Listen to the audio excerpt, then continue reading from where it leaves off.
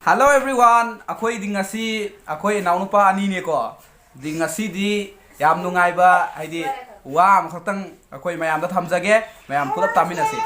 nang khwai gi hena pamba manipur manung sida khwai gi hena paba youtubers maming hayo nai tai isili nau dosu pangani sini nau dosu youtubers khwai gi hena pamba am kakna kam mano haise ai di biron biron si pame ba ko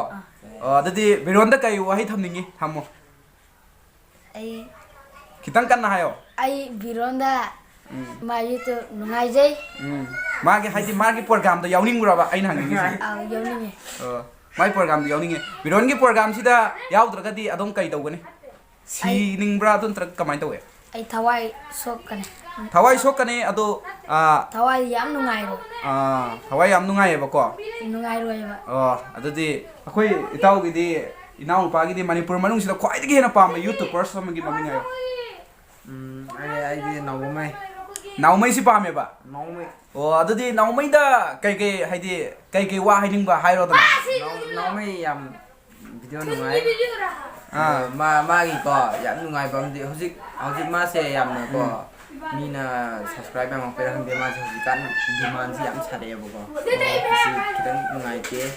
ado ma hojik ti ma video ma da ma sindok taw ne ai demand taw de ai video khadana namjagani khachagani na mana haija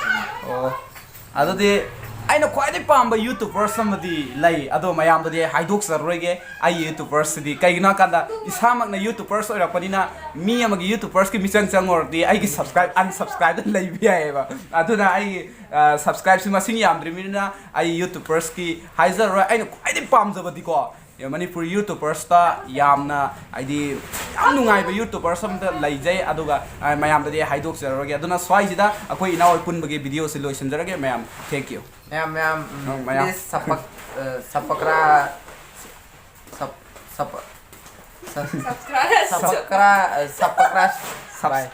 subscribe to bio subscribe